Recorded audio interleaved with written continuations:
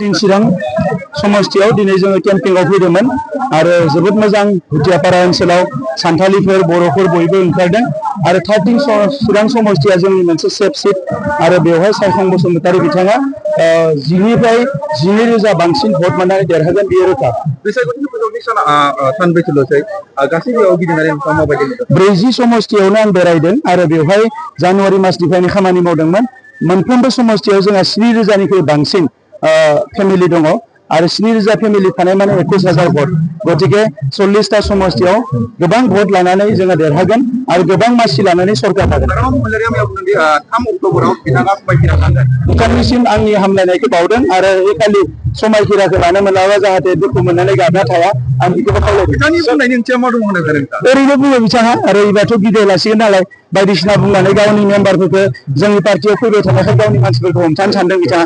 थांनाय 5 बोसोराव सरकारा बायगोन दिनै बायगोन गाबोन बायगोन होननानै 5 बोसोर थांबाय सरकारा बायाखिसै दा जोंनि सरकारानो जाफिनगोन। दा बेखौ नुनानै बिथांनि हान्जानि मानसिफ्रा लोब लोब जोंनि हान्जायाव हाबदों बेखौ हमथाथ'नो थाखाय बिथाङा बुंदों बेनि बादै जेबो नङा।